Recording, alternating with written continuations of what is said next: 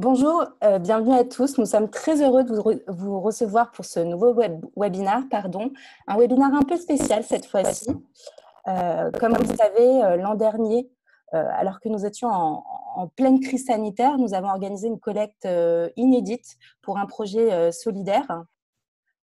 Alors, est-ce que vous m'entendez bien? Excusez-moi, j'ai l'impression qu'il y a des coupures. Oui? Ouais, on t'entend, Émilie. Parfait, merci.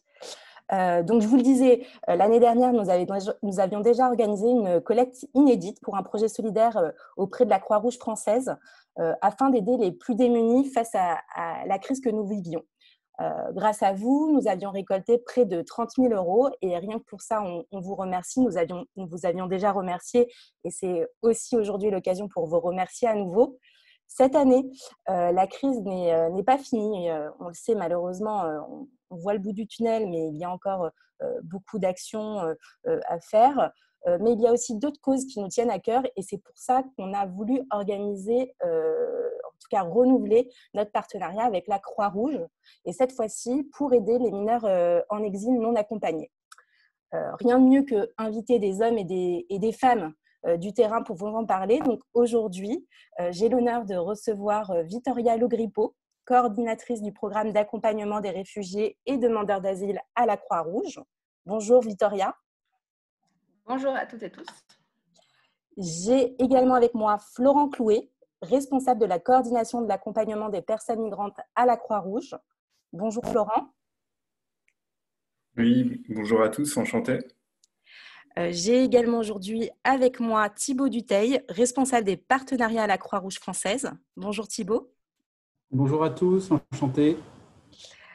J'aurai également tout à l'heure une autre personne de la Croix-Rouge qui va nous rejoindre, qui s'appelle Morgane Fillon-Nicolet, qui est responsable opérationnel terrain à la Croix-Rouge française. Elle va nous rejoindre d'ici peu.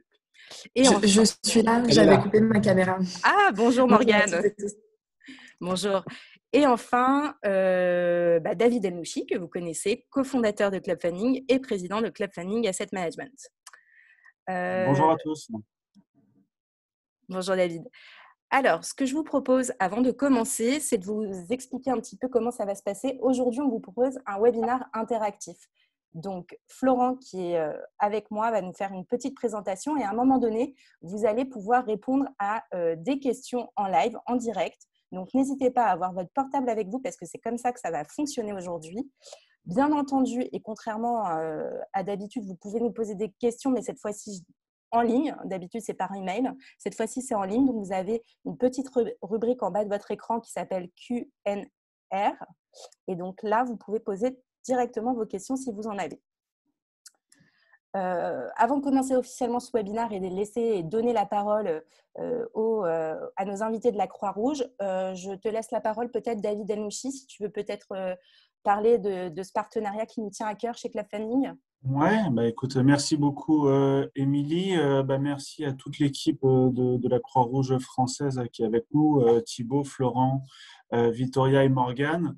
C'est vrai que l'année dernière, on avait tous été évidemment choqués par la crise et on a souhaité s'investir à notre échelle, à notre niveau.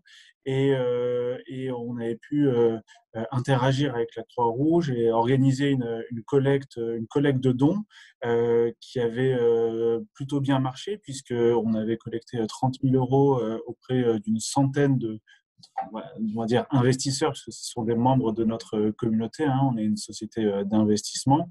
Et donc, c'est vrai que voilà, au début du Covid, il y avait évidemment énormément de besoins et on souhaitait aider à notre mesure.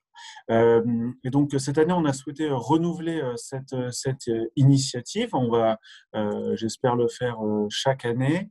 On a choisi un thème un petit peu différent de celui de l'année dernière, mais je pense que l'équipe de la Croix-Rouge française va nous en parler, hein, qui concerne donc les mineurs en exil non accompagnés. Toutes les clauses sont évidemment très importantes, mais l'équipe a été extrêmement sensible à celle-là, et donc on a souhaité mettre l'accent dessus cette année. Notre équipe est extrêmement investie, hein. Ils avaient quasiment tous participé financièrement l'année dernière. On souhaitait être encore plus investi physiquement, hein, participer à des maraudes, mais malheureusement, on n'a pas pu avec le contexte sanitaire. Donc, peut-être que dans les semaines ou les prochains mois, on pourra le faire. En tout cas, voilà, notre engagement avec la Croix-Rouge française, c'est le début, mais c'est que le tout début. On espère être encore plus présent à vos côtés. Donc cette collecte l'année dernière qu'on renouvelle cette année, je le rappelle pour les participants, hein, les dons bénéficient d'un crédit d'impôt, d'une réduction d'impôt de l'ordre de 66%. Et cette collecte, elle sera ouverte sur notre site plusieurs semaines, hein, contrairement aux projets qu'on fait qui sont assez rapides. On va la faire durer assez longtemps de manière à solliciter le plus de personnes possible, le plus d'investisseurs possible pour pouvoir participer à cette cause. Évidemment, Club Funding soutiendra cette cause et va abonder l'ensemble des participations des investisseurs. Donc voilà. Donc merci à tous et évidemment on va donner la parole aux membres de la Croix-Rouge française. Je commence, c'est ça? C'est ça, Thibaut. Merci David, merci Émilie. Moi, je suis ravi d'être avec vous, d'être présent avec vous aujourd'hui à deux niveaux. Le premier, c'est que le hasard de la vie a fait qu'à titre personnel, moi, je connaissais Club Funding et j'ai appris à connaître bien évidemment toute l'équipe et les dirigeants. Donc, c'est un côté sympa de vous retrouver. En tout cas, quand je suis arrivé à la Croix-Rouge française, je vous connaissais d'avant et j'ai vite vu votre implication. Effectivement, comme disait David, c'est la deuxième année de partenariat. L'année dernière, c'était vraiment très orienté Covid. Cette année, on a réouvert la discussion, je ne sais plus quand, c'était en début d'année avec Émilie. Et voilà, et tout naturellement est sorti un nouveau thème qui tenait à cœur Club Funding. On va en parler, l'équipe de Florent Clouet va vous en parler juste après. Moi, je voulais juste remercier avant toute chose le Club Funding de son implication, ayant travaillé un petit peu sur ce dossier, sur comment vous impliquer, comment être une entreprise responsable. Vous avez tout de suite répondu à pas mal de sujets et il y a pas mal d'attentes en tout cas de la Croix-Rouge. Donc, je voulais vraiment, avant même de lancer le webinaire, vous remercier, vous dire merci de nous laisser la parole et nous ouvrir aussi votre club d'investisseurs et les investisseurs qui sont tous présents. Et tout ça pour une bonne cause que Florent a développé tout à l'heure. Mais voilà, c'était un premier, en introduction, je voulais vraiment vous donner ça, ce ressenti que j'avais personnel. Moi, je vais être assez rapide parce que c'est vraiment le projet de Florent et de son équipe, de Victoria, de Morgane, qu'il faut mettre à l'honneur. J'avais juste envie de donner 2-3 petits chiffres rapides de la Croix-Rouge française. Pour être honnête, pourquoi je le fais? Parce que quand je suis arrivé, il y avait des tas de choses que je ne savais pas du tout, on ne s'en rend pas compte. Bien évidemment, je pense que vous nous avez vu, on est en pleine journée nationale, on a toujours des personnes qui collectent dans la rue et qui vous donnent un petit autocollant quand vous donnez des sous, quand vous leur donnez quelque chose. Et voilà, il y a tout un mouvement derrière et je voulais rapidement, très rapidement faire une présentation rapide. Et comme vous le voyez sur l'écran, on est énormément de bénévoles, plus de 60 000 bénévoles répartis sur toute la France. C'est intéressant parce qu'on est vraiment, les unités locales et les délégations territoriales, on est vraiment répartis partout, même dans les dom-toms, même dans la France hors métropole. Donc c'est important de dire, voilà, notre raison d'être, c'est tous ces bénévoles qui sont présents. Alors pour les accompagner, et pour les aider, pour mettre en place tout ce qu'ils veulent faire, on a aussi un peu plus de 16 000 salariés. On retrouve essentiellement, alors il y a toutes les fonctions dans ces salariés, du marketing, comptable, etc. Mais aussi beaucoup de métiers dans le social, parce qu'on a des établissements dans le médico-social, donc on va y revenir tout à l'heure. Mais voilà, il y a quand même, il ne faut pas oublier, un peu moins de 17 000 salariés à la Croix-Rouge française.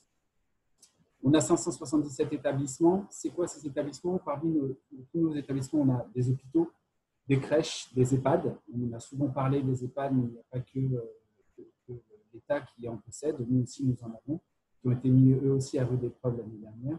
Et voilà, on a aussi pas mal d'établissements, en tout cas, qui peuvent accueillir toutes les personnes et tous les bénéficiaires qui en ont besoin. Nos missions, c'est important. Prévenir, anticiper et apaiser toutes les souffrances humaines. Ça, c'est vraiment le mot d'ordre de la Croix-Rouge française. Et l'équipe de Florent va vous en parler encore un peu plus, mais ça s'adapte exactement à ce genre de choses. Ne pas oublier qu'on est auxiliaire d'État. Donc voilà, on est quand même indépendant, c'est important de le redire. Mais aujourd'hui, on aide l'État et tout ce qu'il ne sait pas faire, on l'aide sur ses missions. Et voilà, on est toujours très, très à l'écoute et très lié au gouvernement. Principe fondateur, je ne vais pas revenir dessus parce que j'ai vu que Florent allait vous les présenter, mais il y a quelque chose quand même assez important sur l'impartialité, la neutralité. Voilà, nous aujourd'hui, notre aide à la Croix-Rouge française, on touche tout le monde.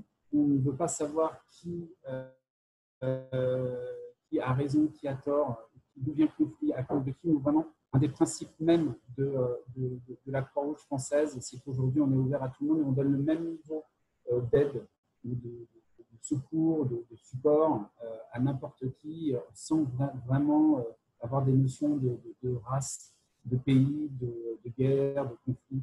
C'est vraiment quelque chose qui est assez important. Et je pense que pour avoir vu une présentation de Florent Clouet à mon arrivée à la Croix-Rouge il y a un peu plus d'1 an, que tous ces principes et tous les principes fondateurs touchent particulièrement le projet que l'on va voir et qui va être détaillé tout à l'heure. La Croix-Rouge, on a 5 champs d'action. Rapidement, mais vous nous connaissez, mais je vais essayer de vous donner des exemples parce que j'aime bien concret les exemples. On est très fort dans les urgences.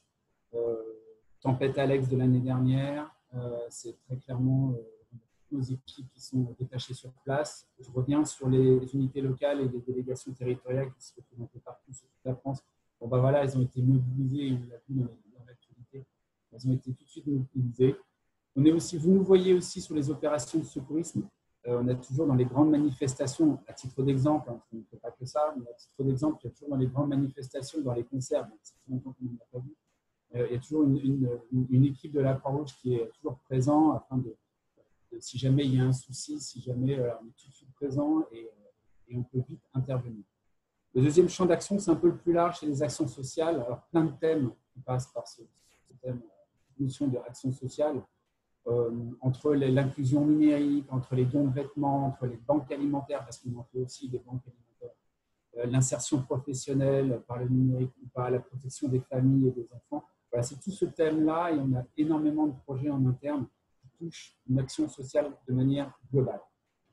Métiers sanitaires, sociaux et médico-sociaux, on en a parlé, on a beaucoup de salariés qui sont dans des hôpitaux, dans des EHPAD, dans des crèches. Bon, voilà, il ne faut juste pas oublier que c'est aussi des métiers à part entière et on l'a vu, il y a à peu près un peu moins de 17 000 salariés. Il y en a une bonne moitié qui font partie de ces métiers vraiment de la santé de manière générale.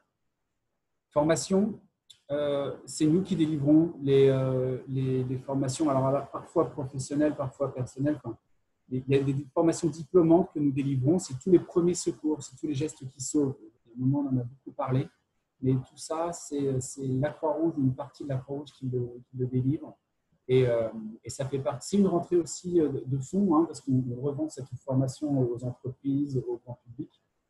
Mais voilà, c'est nous qui sommes, on va dire, le numéro 1 dans ces formations de gestes qui sauvent. Et puis l'action internationale, pareil, je vous donne un exemple concret. Moi, je sais qu'au mois d'août dernier, je suis intervenu sur le Liban. Donc les urgences en France, ça c'est sûr. Les urgences à l'international, ça aussi on sait faire. On sait organiser une aide humanitaire partant de la France. On sait collecter de la France vers le pays. Voilà, tout type d'urgence, on est assez présent et assez fort à la Croix-Rouge française. Dernier point, voilà, mon métier, moi je suis responsable des partenariats au sens large à la Croix-Rouge française. Moi aujourd'hui, mon métier, c'est très clairement d'aller voir les sociétés, les entreprises. On est vraiment dans le privé, je ne suis pas du tout dans l'institutionnel. Mais c'est important de revoir aussi un peu tout ce qu'on sait faire et tout ce qu'on peut faire à la Croix-Rouge. On a les partenariats stratégiques. Celui de Club Funding en est un peu un aussi. Voilà, ce n'est pas un tout petit partenariat, c'est un partenariat qu'on co-construit avec le Club Funding. On réfléchit, on voit ce sur quoi ça peut aller, comment on le fait, on organise un webinaire. Voilà, tous ces partenariats stratégiques et nationaux, ça fait partie de mon scope, on peut dire. Ça passe aussi, on le voit en troisième point ou en nature, mais c'est aussi impliquer ses collaborateurs, vous impliquez vos investisseurs. Parfois aussi, on peut proposer des solutions pour qu'une collecte en interne se fasse, que des collaborateurs d'une entreprise se réunissent et nous aident sur tel et tel projet terrain Ça aussi, c'est quelque chose que nous, on met en valeur et on essaie d'organiser. Donc voilà, ce n'est pas que du soutien financier, ce qu'on voit, du soutien en nature ou du mécénat de compétences. C'est vraiment aussi, ça peut être un tout dans une entreprise. Ça passe par le marketing, la communication, mais ça passe aussi par les RH qui nous sollicitent. Comment faire pour solliciter l'engagement au sens large du terme avec un E majuscule de nos salariés. Voilà, donc tout ça, ce sont des partenaires qui se réfléchissent et qui se mettent en place de manière opérationnelle. Les deux derniers points, voilà, mettre en place des opérations de marketing responsables. J'ai plein d'exemples, mais en l'occurrence là, il y a une sucette très connue qui aujourd'hui, si vous l'achetez, il y a des fonds qui sont reversés directement à la roue. Plein d'opérations de street marketing ou d'utilisation de grands lieux, de centres commerciaux pour faire des collectes. Voilà, tout ça, du marketing responsable, des opérations de collecte de fonds un petit peu différentes que, pareil, je le répète, un soutien financier direct. Et puis voilà, apporter son soutien en cas de catastrophe, ça on en parlait assez fort dans les urgences. Mais voilà, moi aujourd'hui, le scope que j'ai, c'est vraiment toutes les entreprises, tous les salariés, et faire en sorte que ça puisse se répartir dans ces différents canaux d'aide et de mécénat au sens large. Voilà, c'était juste, je vais vraiment être très rapide et je laisse maintenant la parole à Florent et toute son équipe. Merci Thibaut pour l'introduction généraliste et qui effectivement reprend un certain nombre de points qu'on va traiter très rapidement dans le cadre de cette première partie de présentation. Vous m'entendez bien? Ça grésille pas trop? Oui, super. Très bien. Donc déjà, c'est important pour nous de toujours repartir du sens de nos actions et de bien se poser la question pourquoi on les fait. Et en fait, l'intervention auprès des personnes migrantes à la Croix-Rouge française, c'est vraiment au cœur de notre projet associatif et de notre mandat, parce que c'est un domaine dans lequel les principes et valeurs de l'association qui sont partagés par tous les collaborateurs de la Croix-Rouge française, mais aussi avec les collaborateurs des autres Croix-Rouge ou Croissant-Rouge à l'international, eh ben ces valeurs, elles s'incarnent particulièrement dans l'intervention à l'égard des publics migrants. C'est notamment le cas du principe d'humanité qui commande à l'association d'intervenir auprès des personnes les plus vulnérables. Et vous le savez, vraisemblablement, la migration, elle crée de nouvelles vulnérabilités ou elle peut en exacerber, elle peut exacerber des vulnérabilités qui existent déjà, à la fois compte tenu des raisons pour lesquelles les personnes quittent leur pays d'origine, mais aussi compte tenu des risques qu'elles rencontrent sur le parcours de l'exil, et aussi compte tenu des conditions de vie dans les pays d'accueil. Et donc, du coup, les personnes migrantes sont des personnes particulièrement vulnérables, et compte tenu de notre principe d'humanité, on est tenu d'intervenir auprès de ces personnes vulnérables. On a aussi un principe qui est très important et que Thibaut mentionnait, qui est le principe d'impartialité et qui implique qu'on intervienne auprès des personnes indépendamment de leur statut administratif, de leurs croyances, de leurs orientations sexuelles, etc. On est vraiment là pour intervenir auprès des personnes qui en ont besoin et qui sont vulnérables. Et c'est notre seul critère qui détermine nos modalités d'intervention humanitaire. Autre principe qui est extrêmement important et qui s'incarne pleinement dans le domaine de la migration, c'est le principe d'indépendance, puisqu'on intervient de manière indépendante et notamment indépendante des changements politiques. On est vraiment là, on est une constante pour les publics migrants, on a un repère fixe dans un environnement qui change énormément et du coup on intervient de manière indépendante pour ce faire. Et puis enfin, on a, et vous le savez peut-être, la Croix-Rouge est un emblème qui est protégé par le droit international humanitaire et qui se veut être un symbole de protection, qui va du coup donner une protection à des publics qui rencontrent des risques et des dangers particuliers. Et c'est le cas notamment des personnes migrantes. Je pense que vous entendez très régulièrement les actualités et comprenez bien les risques auxquels ces publics sont confrontés sur le chemin de l'exil. Et à ce titre, vraiment, l'emblème Croix-Rouge, il prend toute son ampleur auprès de ces publics en tant que symbole de protection. Ce qui est intéressant aussi avec la Croix-Rouge française, c'est que nous, on essaye le plus possible d'adopter une approche globale qui permet une réponse à la fois à l'urgence de situations humanitaires, comme celle dont on va vous parler par la suite à Calais, à Grande-Synthe, mais aussi une réponse qui permet l'accompagnement vers l'autonomie à plus long terme dans des démarches d'insertion socio-professionnelle. Et ça nous semble être un élément presque différenciant de la Croix-Rouge dans le paysage associatif actuellement, qui intervient auprès de ces publics, parce qu'on a une logique de spécialisation des acteurs qui peut exister, avec des acteurs qui sont spécialisés dans l'accès aux droits, des acteurs qui sont spécialisés dans l'accès aux soins.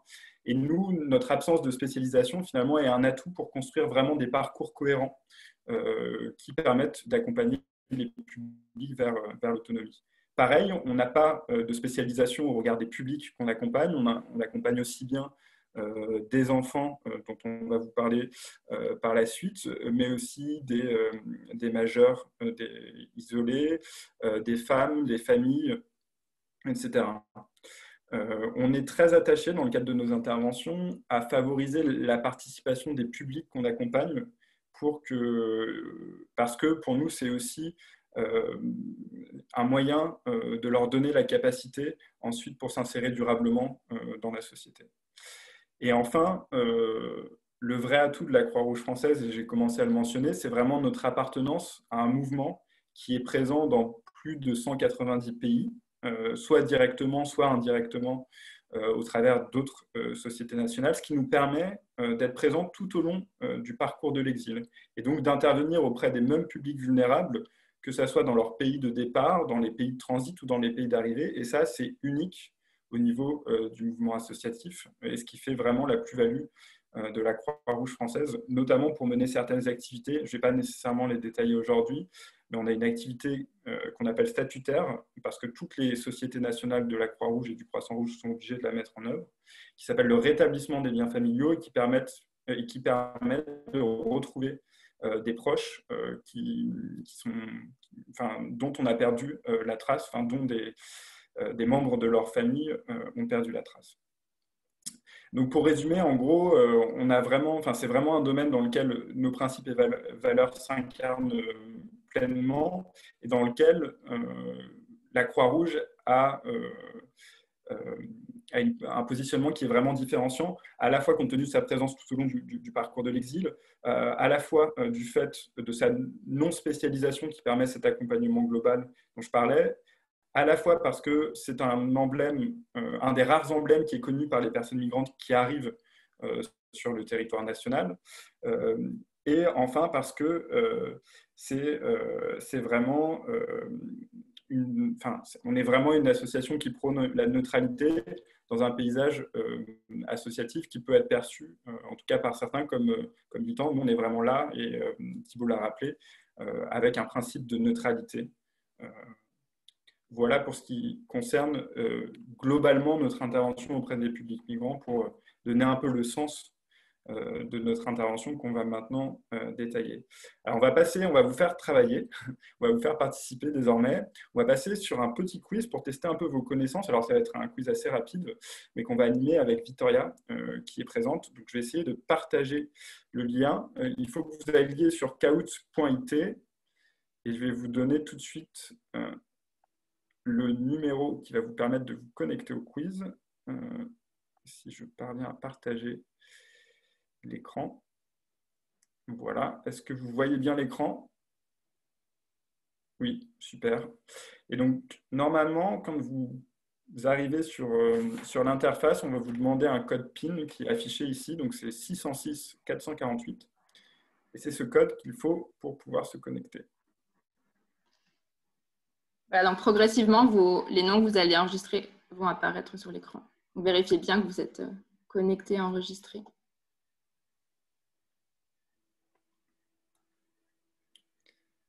Alors là, j'ai arrêté la musique parce que sinon, on ne s'entendrait pas parler. Il y a une petite musique lancinante quand on lance ce quiz sur Kahoot. Je ne sais pas combien on est connecté. Je ne sais pas du coup combien de personnes il faut attendre sur le quiz. On va peut-être attendre encore une trentaine de personnes a priori. Oui. Ça marche. On laisse encore la chance à ceux qui ont peut-être des difficultés à se connecter. Ouais, on laisse 30 secondes.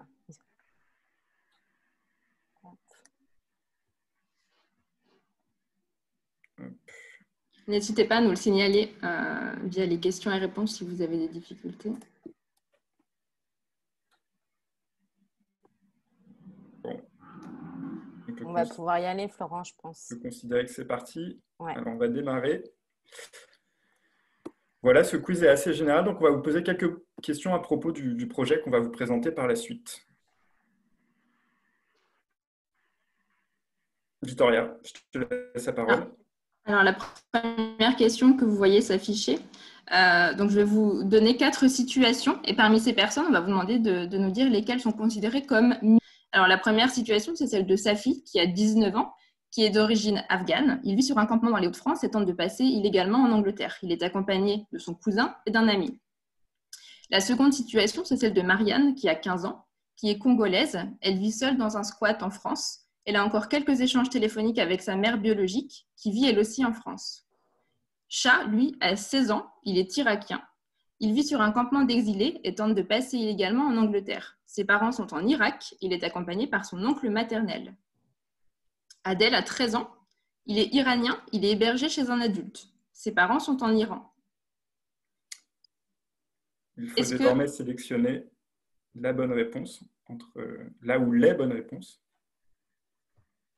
J'essaie de faire un petit résumé puisque ça va assez vite. Donc, Safi a 19 ans, d'origine afghane. Tu n'auras pas eu le temps de faire le petit résumé. Et on a une majorité de bonnes réponses. Alors, ce qui était plus simple, c'est qu'effectivement, on avait 3 bonnes réponses sur les 4. Donc, Victoria, je te laisse vous expliquer les raisons pour lesquelles c'était des bonnes réponses. Donc, effectivement, Marianne, qui a 15 ans, qui est congolaise et qui vit seule en France, même si elle a encore des liens avec sa mère, est considérée comme mineure non accompagnée. Chat, qui a 16 ans et qui est accompagné par un oncle maternel, on peut se poser la question, mais a priori, voilà, il est arrivé que des personnes se présentent comme des oncles et ne le soient pas nécessairement. Donc, a priori, on va se dire que c'est une personne qui est potentiellement non accompagnée. Adèle, qui a 13 ans, est iranien et du coup est hébergé chez un adulte, mais on n'a pas de lien de parenté évident avec cet adulte, donc on va considérer aussi que c'est quelqu'un qui est mineur non accompagné. Et puis pour le coup, Safi a 19 ans. Donc simplement, en France, la minorité, elle va jusqu'à 18 ans. Donc il ne peut pas être considéré comme mineur non accompagné. Excuse-moi, Victoria, Safi, l'intitulé, c'était qu'il est avec 2 personnes également Tout à fait. Il est accompagné par un cousin et par un ami.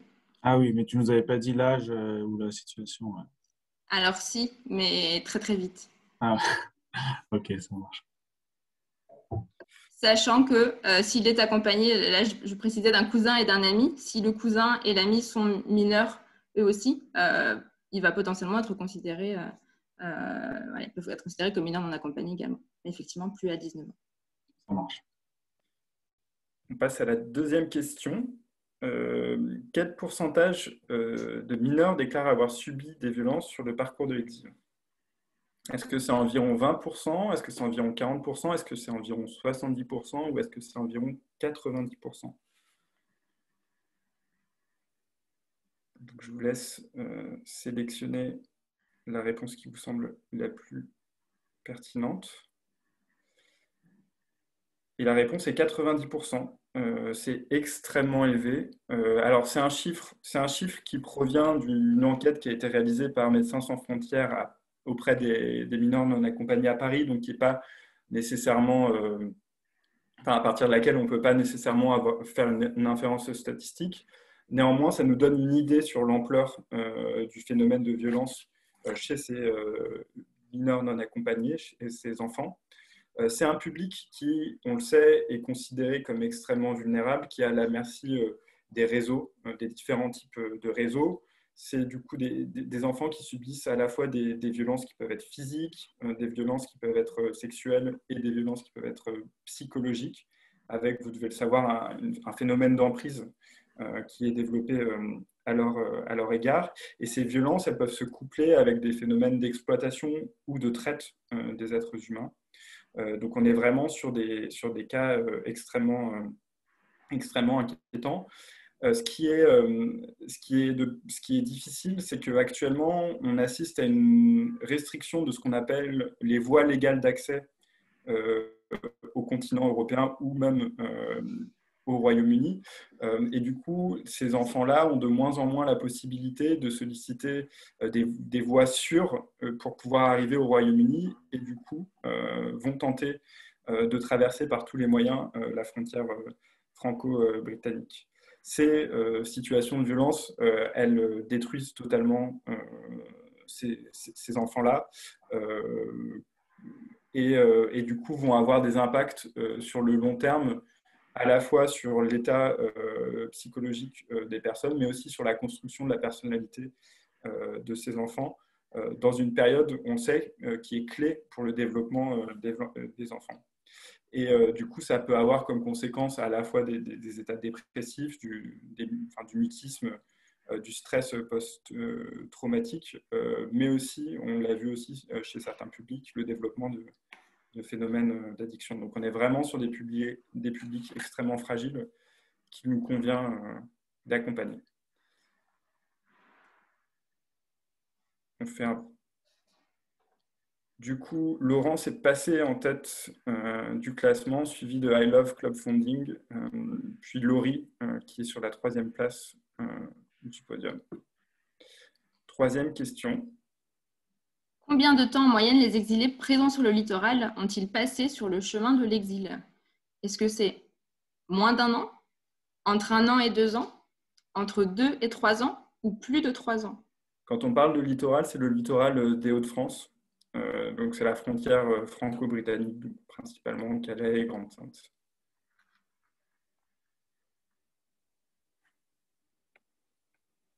Et la réponse était plus de 3 ans. Alors effectivement, ça paraît extrêmement long. Comprendre que les routes de l'exil sont longues et sont dangereuses. Et notamment, Florent faisait référence tout à l'heure à ce service que propose la Croix-Rouge de rétablissement des liens familiaux. Je pense que c'est important d'avoir à l'esprit qu'il y a des familles qui partent ensemble et donc des enfants et des jeunes qui ne sont pas isolés lorsque la décision de partir est prise, mais qui, pour le coup, à l'occasion de tentatives de traversée, de tentatives de passage de frontières difficiles, etc., sont séparés des familles et se retrouvent en situation de continuer le chemin, continuer cette difficile route de l'exil, seuls. Et ce chiffre-là de 3 ans, il est issu d'une enquête qu'on a menée sur le terrain à la Croix-Rouge française, et durant laquelle on a interrogé l'ensemble des exilés. Et effectivement, c'était la durée de 49 mois qui ressortait de cette enquête, entre le moment où on les a interrogés et le départ de leur pays d'origine. Et on est vraiment sur des parcours de plus en plus longs et de plus en plus traumatiques au gré des difficultés pour pouvoir accéder au territoire européen. On a un petit changement dans le haut du classement avec Manon qui est désormais en tête, Mo en 2e place et Laurence toujours à la 3e place du podium. 4e question et avant-dernière question. De quelle nationalité sont majoritairement les enfants et jeunes rencontrés à la frontière franco-britannique? Est-ce que ce sont principalement des Soudanais, Guinéens, Marocains? Est-ce que ce sont principalement des Syriens, Irakiens, Érythréens? Ou est-ce que ce sont principalement des Irakiens, Afghans et Soudanais?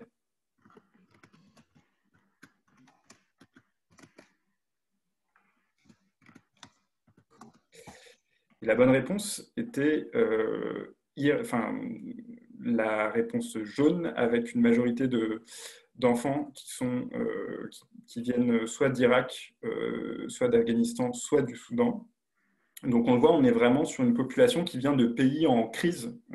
Là, on parle des populations qu'on rencontre sur le littoral à Calais, ce qui n'est pas nécessairement représentatif des populations qu'on rencontre globalement à l'échelle de la France. Mais là, à Calais, parmi les populations qui vont tenter de traverser, on voit qu'on est vraiment sur des nationalités qui témoignent de pays en crise.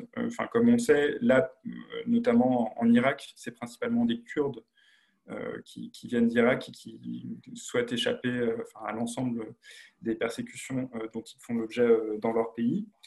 Comme le disait Victoria, il y a plusieurs cas de figure, soit on est sur des jeunes qui partent de leur pays de départ parce qu'elles ont perdu leurs proches dans leur pays de départ et du coup souhaitent se rendre au Royaume-Uni. Soit on est sur des personnes qui ont perdu le contact avec leur famille durant le parcours de l'exil, soit on est sur des personnes qui sont parties dès le départ en quittant leur famille restée sur place dans des contextes sécuritaires extrêmement préoccupants. On a du coup des nationalités qui sont différenciées entre Calais et Grande-Synthe. Vous entendez souvent parler de Calais et Grande-Synthe parce qu'on en entend parler dans l'actualité, parce qu'on a comme un certain nombre d'exilés qui restent présents, qui survivent dans des conditions extrêmement préoccupantes. Et on a des nationalités qui sont différentes entre Calais et Grande-Synthe. On a principalement du coup des Soudanais, des Afghans du côté de Calais et principalement une population de Kurdes irakiens du côté de Grande-Synthe. Le dispositif dont on va vous parler tout à l'heure intervient du côté de Grande-Synthe, donc beaucoup auprès de ces populations kurdes. La grande spécificité de Grande-Synthe, et je pense qu'on y reviendra par la suite, c'est une emprise assez importante des réseaux de passeurs, des réseaux d'exploitation, et du coup qu'il y a une vraie difficulté pour les acteurs présents à construire des relations de confiance avec ces jeunes, et c'est tout l'objectif du dispositif qu'on va vous présenter par la suite.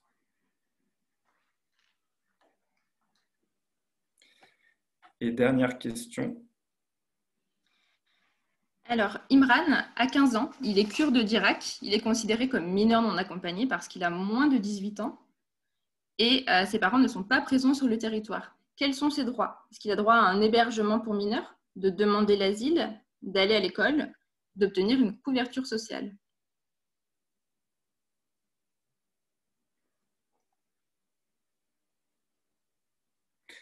Il n'y a que des bonnes réponses, puisqu'effectivement, je laisse peut-être Victoria débriefer.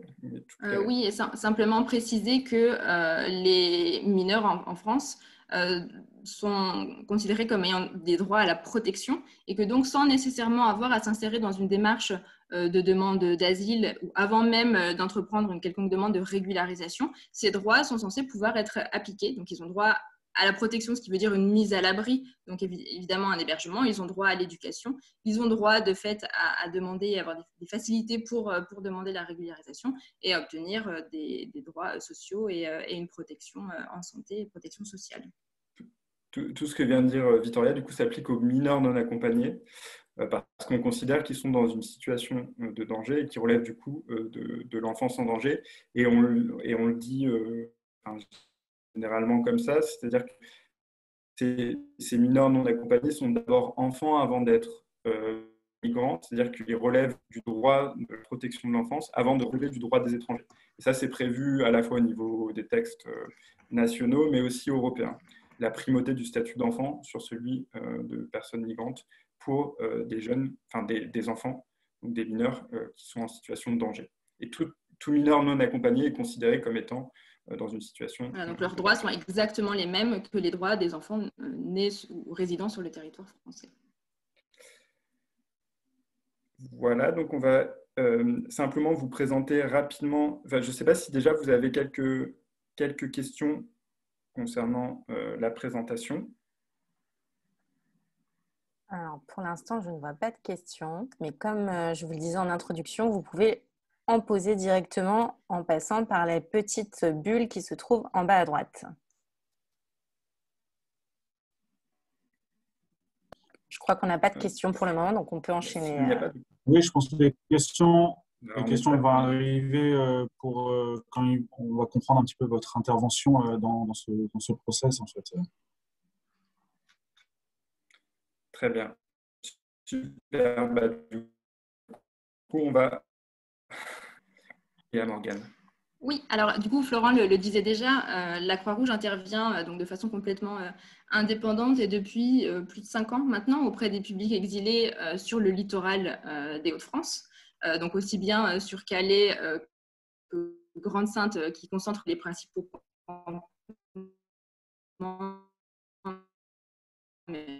via différents dispositifs qui sont des dispositifs mobiles, des dispositifs itinérants qui interviennent au plus proche des lieux de vie des personnes, et notamment avec des premiers soins infirmiers qui sont proposés sur les campements, et donc ce service qu'on a déjà évoqué de maintien et de rétablissement des liens familiaux. Et auprès d'un ensemble de quel que soit non accompagné. Et puis cette problématique de non-recours au droit, on l'a aussi un petit peu évoqué, ce non-recours au droit, c'est d'abord par manque d'information, puisque les enfants, les jeunes concernés ne savent pas forcément quels sont leurs droits en France, mais aussi à cause d'une désinformation qui est organisée par les réseaux d'emprise, et notamment les réseaux de passeurs qu'on a déjà évoqués. La Croix-Rouge a décidé de déployer un nouveau dispositif d'intervention qui, cette fois, serait spécifiquement dédié aux jeunes. Et donc, comme le disait Florent, qui intervient sur le littoral nord, puisque la protection de l'enfance, mais j'y reviendrai, est une compétence départementale. Donc, on intervient sur le département du Nord et donc les campements du Dunkerquois, donc principalement Grande-Synthe. L'objectif de ce dispositif, vous l'avez compris, c'est de favoriser l'accès au droit. Donc, évidemment, d'abord en établissant un lien de confiance avec les jeunes, donc en allant à leur rencontre, mais aussi en dispensant la bonne information pour progressivement les amener vers les dispositifs de protection de droit commun. Donc, j'y faisais référence, c'est notamment l'aide sociale à l'enfance, qui est un dispositif du conseil départemental du Nord. Pour ce faire, on a une équipe d'intervention et donc de prévention spécialisée qui a été constituée, donc qui comprend donc une responsable de projet qui est Morgane, qui est avec nous, qui prendra la parole ensuite, une éducatrice spécialisée, et puis d'un médiateur interprète, puisqu'évidemment, on est confronté à des situations liées à l'interculturalité, à la barrière de la langue. Donc, on essaie au maximum de faire sauter ces barrières. Et donc, l'équipe va à la rencontre des jeunes pour leur proposer différentes activités.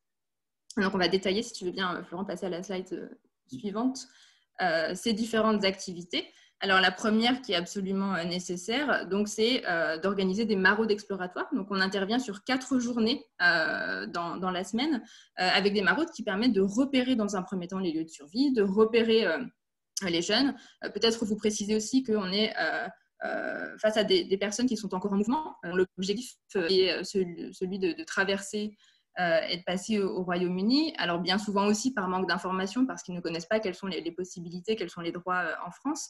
Mais du coup, avec un turnover, alors je ne sais pas comment le dire sans employer cet anglicisme un peu laid, mais du coup, avec des personnes qui arrivent très régulièrement et qui partent aussi assez régulièrement. Mais donc, en permanence, il faut aller à la rencontre des jeunes, aller parler, aller se présenter, parce que d'une semaine à l'autre, on n'a pas nécessairement les mêmes personnes, les mêmes groupes face à nous. Et puis évidemment, une fois que ce premier contact a été établi, il est essentiel de mener des activités de médiation pour donner accès à la bonne information, donc sur les droits, mais aussi sur les autres services potentiellement disponibles. Et puis donc, de mettre en œuvre des activités à vocation psychosociale, donc des activités de renforcement des compétences psychosociales qui sont un prétexte finalement pour renforcer ce lien de confiance et puis créer des liens forts en organisant des activités sportives, des activités ludiques, pédagogiques, etc., selon ce qui est possible de faire et selon le site sur lequel on intervient. Et puis, à travers ces activités, à travers ces contacts qui sont créés et qui sont entretenus au quotidien, l'idée, c'est vraiment de détecter les vulnérabilités et d'orienter les publics vers les services qui sont adaptés à leurs besoins. Puisqu'on a fait référence déjà au réseau d'emprise, donc il y a des passeurs dont l'objectif est de monnayer des tentatives de traversée, mais il y a aussi des jeunes qui peuvent être dans des situations de vulnérabilité qui nous paraissent alors, peut-être pas plus graves, mais en tout cas être dans un danger plus immédiat, avec notamment des réseaux de traite qui existent également sur ces territoires. Donc, on est en permanence en lien avec les institutions, donc notamment le département, pour remonter l'information et pour faire part de signalements ou de ce qu'on appelle des informations préoccupantes en fonction de la gravité et du caractère immédiat ou pas des vulnérabilités qui sont détectées. Évidemment, l'idée, c'est qu'ensuite, le ou le procureur, en fonction du signalement ou de l'information préoccupante qui ont pu être envoyées, puisse enclencher un dispositif de protection et proposer une mise à l'abri. Et puis évidemment, à travers toutes ces activités, on est aussi en capacité de directement répondre à certains besoins, et notamment, puisqu'on a une infirmerie mobile, de donner accès à la santé, d'accompagner vers les services de santé de droit commun ou de proposer une autre aide d'urgence qui peut être matérielle. Et dans ce cas, on va réorienter vers des organisations partenaires ou proposer des services de rétablissement des liens familiaux. Voilà pour... J'ai vu qu'il y avait une main qui s'était levée. Juste pour préciser, l'idée, c'est vraiment, via ces activités, de recréer un lien de confiance dans le temps, comme le disait Victoria, pour pouvoir progressivement permettre à ces jeunes de réfléchir à leur projet migratoire en dehors, en créant en fait des logiques de réseau de passeurs qui vont du coup pousser des informations qui ne sont pas des informations et faire de la désinformation, ce qui pousse ces enfants à tenter de traverser au péril de leur vie, avec un certain nombre de drames auxquels on a déjà assisté ces derniers mois et dont vous avez vraisemblablement entendu parler dans la presse. Donc, du coup, j'ai vu que David avait levé la main. Non, mais j'ai des questions, mais j'attendrai un peu plus tard. Je vous laisse finir votre présentation. Ça marche. On s'est dit que les clichés, mieux que les mots, allaient vous permettre de vous rendre compte de la situation et du contexte dans lequel on intervient. Donc là, vous avez une illustration qui a été prise sur un campement à Grande-Synthe. Voilà, l'idée, c'est que vous vous rendez compte de la situation de ces campements et de l'absence totale d'infrastructures, puisqu'on est sur des campements informels, donc on est bien loin des camps de réfugiés qu'on peut avoir à l'esprit quand on pense à la Grèce, par exemple, avec un confort totalement primaire, avec uniquement des tentes et des duvets, et puis une absence de toute infrastructure, notamment les infrastructures sanitaires. Il n'y a pas de douche, il n'y a pas de latrine, il n'y a pas d'éclairage public, etc. Donc, du coup, des situations de précarité extrême, d'insalubrité, et puis évidemment où les dangers sont nombreux, aussi bien les risques sanitaires, la présence d'insectes, etc., que les dangers humains, malheureusement. Et puis s'ajoute à cela, et donc là aussi dans les médias, j'imagine que vous avez vu circuler ce type d'informations, des évacuations qui sont organisées de façon très très régulière. Et je pense important de le préciser. Il y a des évacuations qui sont organisées en moyenne 2 à 3 fois par semaine. Ça veut dire que tous les 2 jours, tous les 3 jours, les camps vont être démantelés et les affaires saisies, au mieux simplement déplacées, parfois complètement détruites. Ça veut dire qu'on a aussi des publics qui, au-delà de perdre leur tente ou leur duvet pour se protéger, vont potentiellement perdre les quelques papiers d'identité qui pouvaient leur rester. Ouais, ça a coupé. D'intervention ou avec les familles. Voilà, des risques du coup de rupture de lien, notamment liés à ces déplacements très réguliers de campement. Il m'a semblé que quelqu'un allait parler. Non, c'est moi qui ai parlé parce que ça avait coupé un tout petit peu. Ok, ouais, je n'ai pas une connexion très stable. Je laisse la parole du coup à Morgane sur la suite pour expliciter un petit peu notre intervention. Donc, de nouveau, bonjour à toutes et tous. Alors, donc là, on a une image de Margot. C'est Margot, notre éducatrice spécialisée qui part en maraude. Donc, la maraude représente environ 70% de nos activités sur ce volet-là d'intervention. Par exemple, cet après-midi, j'étais en maraude. Donc, on part souvent à 2 ou à 3. On essaie d'avoir avec nous une interprète, médiateur, médiatrice. Donc, pour l'instant, on n'a pas encore terminé notre recrutement, donc on fait appel à des vacataires. Donc la maraude nous permet d'aller vers les jeunes, de les rencontrer directement sur leur lieu de survie. On essaie de passer un peu de temps avec chacun et on essaie surtout d'aller voir tout le monde. Vraiment, les campements dont parlait Victoria juste avant se sont vraiment étalés, surtout sur Grande-Synthe, sur cette forêt, sur aussi des champs. Et donc, on passe 2 heures à marcher, à aller vers les jeunes, à essayer de les repérer, de les identifier et pour commencer à créer donc ce lien de confiance, ce premier contact avec les jeunes. Florence,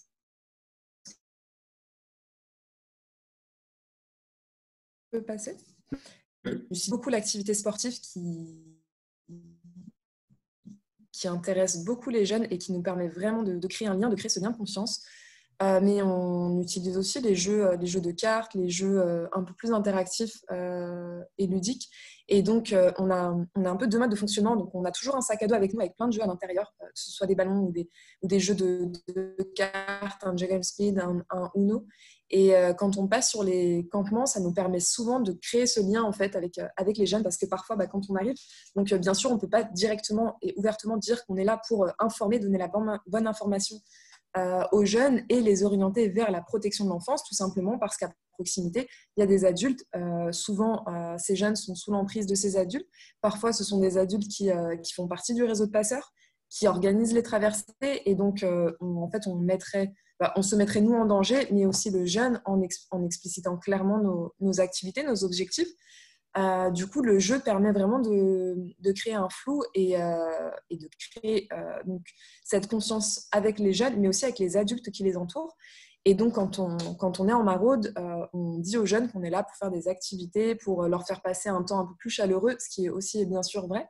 Et ensuite, c'est dans le jeu que viennent les discussions, après que le premier contact soit fait, qu'on approfondit la relation.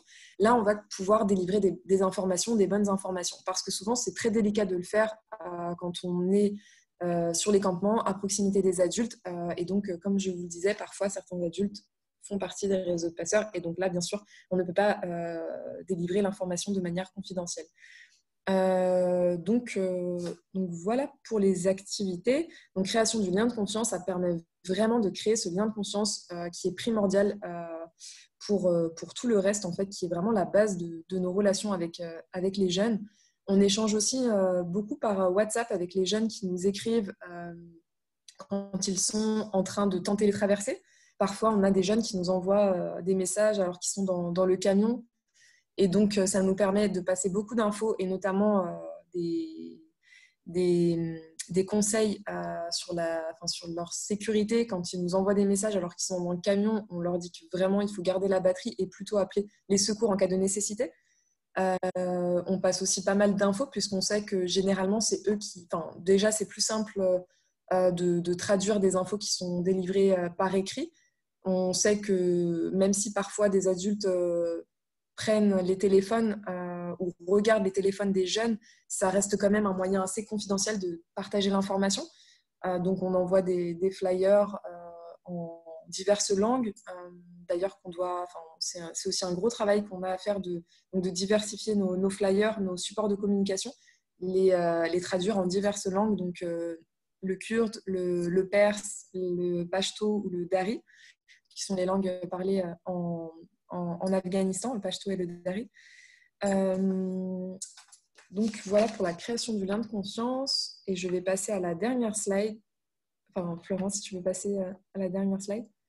Donc les belles histoires, je vais vous parler de 3 histoires donc de jeunes différents que nous avons rencontrés depuis 2 mois que nos activités ont démarré. Donc c'est la première histoire, c'est celle de... Donc, bien sûr, je vais changer les prénoms des jeunes. Donc, c'est celle de Omar qu'on a rencontré avec l'équipe Soins il y a 3 mois, je pense. On l'a rencontré, on n'avait pas encore lancé nos activités à destination des jeunes. Et donc c'était un jeune qui avait une suspicion, pour qui on avait une suspicion de gale, mais vraiment très, très, très, très, très forte. Et en fait, il ne voulait pas aller à l'hôpital, il ne voulait pas sortir du campement, il voulait vraiment qu'on lui apporte les médicaments sur le campement. Malheureusement, nous, pour la gale, on ne peut pas délivrer les infirmières ne peuvent pas délivrer le médicament pour la gale. Et donc, on essayait de maintenir ce lien avec lui. Il ne voulait pas passer... Quand on a ouvert l'équipe à destination des mineurs non accompagnés et qu'on a eu un numéro d'urgence, donc de cette équipe, de l'éducatrice Margot, on a essayé de lui donner notre numéro, on a essayé d'entrer plus en relation avec lui, mais c'était vraiment un jeune très fermé, très fuyant. Parfois, il venait, il nous disait bonjour, mais il ne voulait vraiment jamais donner son numéro. Et je pense, il ne voulait pas non plus aller se rendre à l'hôpital alors que sa gale s'empirait vraiment. Et en fait, au bout d'1 mois et demi, à force de le rencontrer, de discuter, de jouer, il a bien voulu finalement nous donner son numéro. Et en fait, il nous a énormément parlé par WhatsApp. Enfin, il nous a pas mal parlé. Il supprimait aussi tous les messages. Puis ensuite, il nous a dit que c'était que quelqu'un, un adulte regardait son téléphone et donc il ne pouvait pas vraiment s'exprimer librement par WhatsApp, sur le téléphone. Et c'est seulement à partir de là qu'on a réussi à le faire adhérer à l'accompagnement médical, à l'accompagner. Donc, c'est nous qui l'avons accompagné, puisque vraiment, déjà, c'était très difficile pour lui de sortir des campements. Donc, je n'ai pas précisé, mais c'est un jeune qui a 13 ans. Donc, mineur non accompagné très, très jeune, parmi les plus jeunes de ceux qu'on a pu rencontrer jusqu'à présent, les plus jeunes ayant 12 ans. Et donc Omar a accepté finalement d'être accompagné à l'hôpital. Il a pu obtenir ses médicaments et son traitement. Et donc voilà, ça c'est pour vous montrer que vraiment ce lien de conscience, il est important, de le maintenir sur la durée pour arriver finalement à un objectif. Pour terminer sur Omar, il a finalement réussi à atteindre l'Angleterre, et donc il nous a envoyé des photos de lui en Angleterre dans une famille d'accueil, puisque donc arrivé à 13 ans, il a été rapidement pris en charge en Angleterre et donc placé en famille d'accueil. Donc la deuxième histoire, c'est celle de deux frères de 17 ans et demi qui étaient arrivés sur le campement et qui ont rapidement rencontré l'équipe et à qui on a rapidement délivré l'information sur la prise en charge en France, la protection en France, et qui ont décidé d'aller en mise à l'abri le jour même. Donc en fait, on est en lien avec le département, on les appelle, ils trouvent des places donc, sur les différents centres d'hébergement d'urgence à destination des mineurs non accompagnés. Et donc, les jeunes ont pu être mis à l'abri le soir même. Bien sûr, ce sont des places qui sont attribuées le soir même. En fait, un jeune non accompagné sur le territoire, sur le département du Nord qui veut être mis à l'abri, on appelle le département si c'est bien sûr, s'il est avant 17h, pardon. Et donc, une place est directement libérée. Par contre, même si ça prend beaucoup de temps de rejoindre donc l'établissement, le centre, il n'y a jamais eu pas de place pour ces jeunes. La nuit, ça passe par le commissariat. Donc, c'est les policiers qui sont chargés d'appeler l'astreinte de nuit pour trouver une place aux mineurs. Et donc, ces deux frères, âgés de 17 ans et demi, ont pu être pris en charge sur un centre et ont finalement décidé de rester en France parce que ça s'est bien passé avec les éducateurs sur le centre. Ils ont apprécié la vie sur le centre et donc ils ont pu bénéficier de l'évaluation de leur minorité et de leur isolement du département. Donc voilà pour ces deux jeunes que les réseaux avaient pourtant emmenés jusqu'au littoral, jusqu'à Grande-Synthe et dont ils pensaient que leur destination finale serait l'Angleterre, mais finalement sans vraiment trop sans famille en Angleterre, sans amis en Angleterre et sans vraiment trop de conviction. Juste en suivant des adultes du groupe ou en suivant d'autres jeunes aussi du groupe. Et la dernière histoire, donc c'est celle, pareil, je vais changer le prénom, celle de Omid, âgé de 15 ans, avec qui on a rencontré sur le terrain. On avait des activités sportives, donc on a un petit peu joué avec lui. Puis au bout d'une heure, je pense, il commence à nous demander, il nous demande un téléphone portable pour appeler sa famille.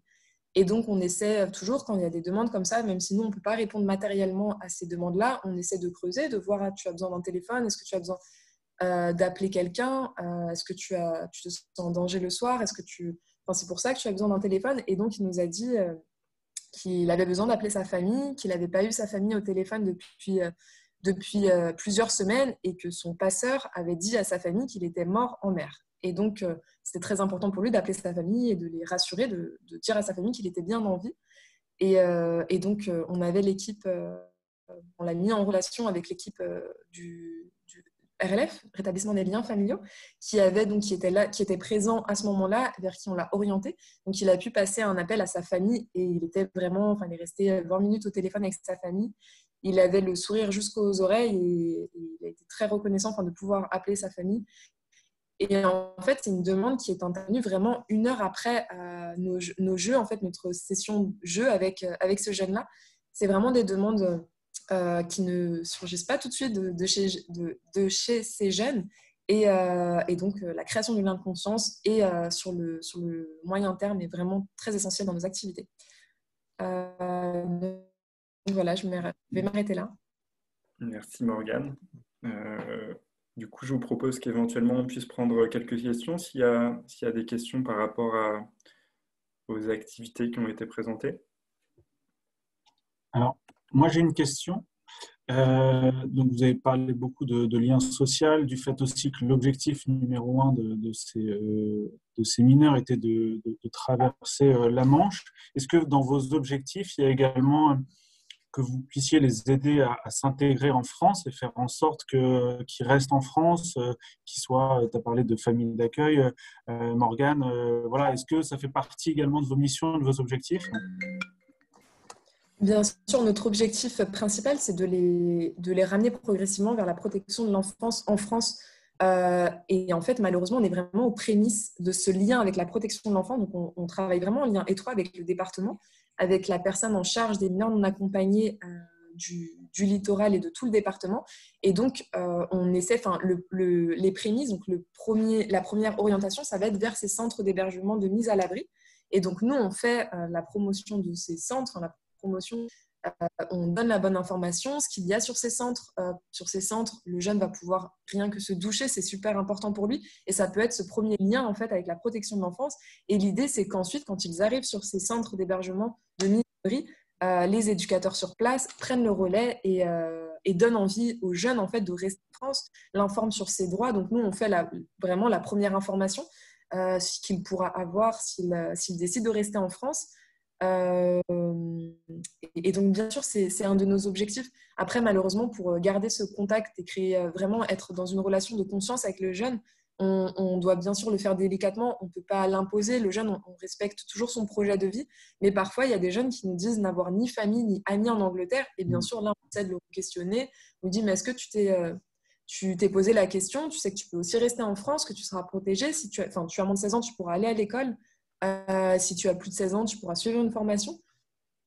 Mais non, bien sûr, ça fait partie de notre objectif, c'est vraiment les ramener vers la protection de l'enfance en France, puisque de toute façon, on sait pertinemment qu'ils vont traverser de manière illégale et nous, on ne peut pas les inciter à ça. On ne peut pas. On ne peut surtout pas leur laisser prendre des risques pour leur vie, puisque c'est bien de ça dont il s'agit. Et du coup, quand Morgane fait référence aux familles, amis, proches qui peuvent être au Royaume-Uni, effectivement, il y a des dispositifs légaux qui permettent la réunification, via la réunification familiale, à ces jeunes de mettre à bien leur projet. Quand effectivement on se rend compte, et c'est vraiment sur ces jeunes-là qu'on peut avoir faire influer un petit peu la décision, on se rend compte que la décision est prise par défaut, par manque d'information. Parce qu'en général, ils ne maîtrisent pas le français, mais simplement l'anglais, et qu'on leur explique que c'est tout à fait possible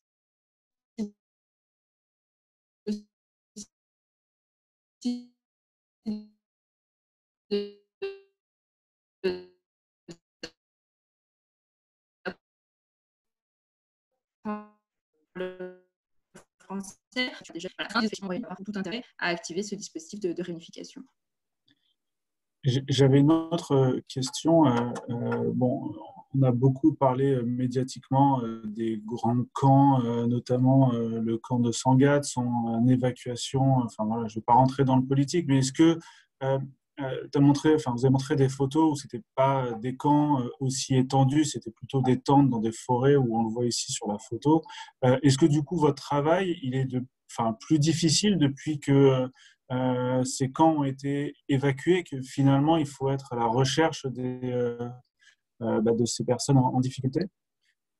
Alors, je peux tenter de répondre effectivement à cette question, parce que ça fait plusieurs années du coup qu'on accompagne des équipes dans les Hauts-de-France. Et clairement, effectivement, le fait de ne pas avoir de lieux fixes sur lequel intervenir, avec une dispersion des lieux de vie, enfin, comme le disait Morgane, et Victoria, une dispersion des lieux de vie et qui renforce en fait une invisibilité des publics, parce qu'on est sur des publics qui ont peur de se faire tuer leur campement et donc qui sont de plus en plus invisibles. Ça complexifie énormément notre accès à ces publics, puisqu'on doit du coup réaliser des maraudes, comme le précisait Morgane, alors qu'à la base, on n'était pas sur une logique de maraude, on était vraiment sur une présence physique fixe. Là où maintenant, on doit, pour toucher le même nombre de personnes, aller à la rencontre directement sur les lieux de vie des uns et des autres, ce qui allonge la durée de notre déploiement, ce qui complexifie les modalités de déploiement et ce qui engendre assez paradoxalement, je pense, le poids et l'importance des réseaux de passeurs qui, de plus en plus, peuvent facilement se mettre en intermédiaire entre les associations et les bénéficiaires finaux de nos actions. Là où, quand on a une présence fixe sur un site fixe et un camp officiel qui est créé, l'information elle circule plus facilement et on n'a pas cette possibilité pour les réseaux locaux de se mettre en intermédiaire entre les associations et les bénéficiaires finaux. Donc clairement, ça complexifie énormément les choses. Après Sangatte, donc Sangatte, c'est le début des années 2000. Après, il y a eu plus tard le camp de la jungle à Calais, qui est monté jusqu'à 10 000 personnes présentes, qui était un camp qui n'était pas officiel, mais qui était toléré par les autorités, avec des conditions de vie qui étaient extrêmement compliquées aussi. Donc, ce n'est pas une solution non plus par rapport à la situation, mais au moins, il y avait une capacité des associations à intervenir un peu plus facilement vis-à-vis de ces publics. Et puis, il y a eu sur Grande-Sainte, dont on vous a parlé assez longuement, le camp de la Linière, qui était aussi un camp toléré, voire accompagné par les pouvoirs publics localement. Donc, pour répondre à la question, oui, ça crée de nouveaux challenges et ça complexifie énormément le travail humanitaire. Et quand ces mineurs tentent la traversée et arrivent au Royaume-Uni, comment vous communiquez avec... Vous avez l'équivalent de la Croix-Rouge au Royaume-Uni qui prend un peu le relais. Tu parlais tout à l'heure, Morgane, de mineurs qui vous envoient des WhatsApp pour vous dire voilà, on est parti, etc. Du coup, vous transmettez ces informations. Comment ça se passe finalement de l'autre côté? Je laisserai peut-être Morgane préciser du coup ce que je vais dire, mais déjà on donne dans le cadre de certaines de nos activités les contacts de nos interlocuteurs de la Croix-Rouge britannique. C'est le cas notamment sur nos activités de rétablissement des liens familiaux. Et puis, en théorie, il y a une information aussi qui est donnée sur les acteurs de la protection de l'enfance du côté britannique, ce qui permet à ces jeunes, quand ils arrivent sur le territoire britannique, de pouvoir connaître les bons interlocuteurs, sachant que l'équipe, que ce soit Morgane ou Margot, est aussi en contact avec des associations qui peuvent avoir des activités de part et d'autre de la frontière. Notamment, je crois qu'il y a des relations qui existent avec, si je ne dis pas de bêtises, ce qui permet d'avoir ce suivi dans le temps. Mais comme le disait Morgane, un des moyens aussi de garder contact avec ces jeunes, c'est tout simplement de maintenir des échanges via WhatsApp lorsque les jeunes ne changent pas de carte SIM. Mais Morgane, je te laisse peut-être compléter mes propos. Non, oui, j'ai pas vraiment d'éléments à ajouter, mais c'est plutôt vers la protection de l'enfance britannique qu'on oriente. D'accord, ok. Et on comprend avec vos explications, les histoires que vous racontez, que les besoins sont immenses. Comment concrètement, l'année dernière, pendant la période de Covid, je sais que on nous a expliqué que voilà, quand on faisait des dons, ça faisait X dizaines d'euros, c'était un kit sanitaire. Est-ce que vous pourriez nous donner par exemple des exemples d'usage des dons qui vont être faits? Oui. Là, pour prendre l'exemple, si on est sur une collecte un peu comme celle qui a été organisée l'année dernière avec Labfunding, on est sur un montant à peu près de 30 000 euros, ça nous permettrait de financer le médiateur dont parlait Morgane, qui permet véritablement de créer ce lien avec les enfants. Et sans lui, pour être très transparent, c'est extrêmement compliqué de mener à bien les activités. Actuellement, on essaye de s'en sortir de plusieurs manières avec des vacataires, parce qu'on a des financements à très court terme. Mais le fait d'avoir des financements selon ce montant nous permettrait d'avoir cette ressource qui permet véritablement de faciliter ce travail de délivrance d'informations et de création de liens de confiance. Pour vous donner un exemple, moi je vais rarement dans les Hauts-de-France, malheureusement pas autant que je le souhaiterais, mais quand j'y suis allé il y a 2-3 semaines, quand on est arrivé sur site avec l'équipe des soins, un des mineurs qui avait rencontré la veille la personne avec qui on travaille en tant qu'interprète, nous a tout de suite demandé, au moment où on est arrivé sur les soins le lendemain, où se trouvait cette personne, parce que visiblement, elle avait des choses à lui dire. Et donc, du coup, le fait de partager une même langue, ça crée des liens particuliers, et c'est le cas notamment des médiateurs ou des interprètes qu'on pourrait recruter grâce à vous. Super. Merci à toute l'équipe. Merci à tous aussi d'être venus si nombreux sur ce webinaire. Vous avez dû le recevoir maintenant il y a une dizaine de minutes. Vous avez reçu un mail pour accéder directement à la collecte. Alors, cette fois-ci, la collecte se fait, effectivement, vous avez une page sur clubfunding.fr et lorsque vous allez cliquer sur « En savoir plus », vous allez être redirigé directement sur la Croix-Rouge française où vous allez pouvoir faire votre don. Comme vous le disait David, nous allons également participer à la fois les membres de l'équipe, mais aussi Club Funding. On va, comme l'année dernière, abonder la collecte.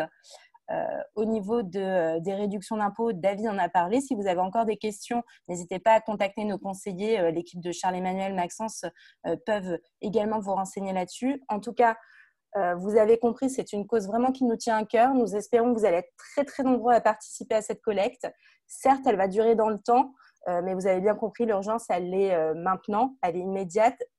Donc, si vous pouvez participer, si vous avez envie de participer, bien sûr, si vous le faites le plus tôt possible, mieux c'est. Et voilà, on compte sur vous. Encore un grand merci à tous et je vous dis à très bientôt.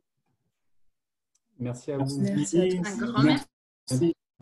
Merci beaucoup à toute l'équipe de la Croix-Rouge française et on est vraiment ravis d'avoir pu vous accueillir. On espère que cette collecte sera un succès pour vous soutenir parce que les besoins sont très importants. Merci vraiment infiniment. Merci beaucoup. Merci à vous. Merci à vous pour votre soutien. Au revoir. Au revoir.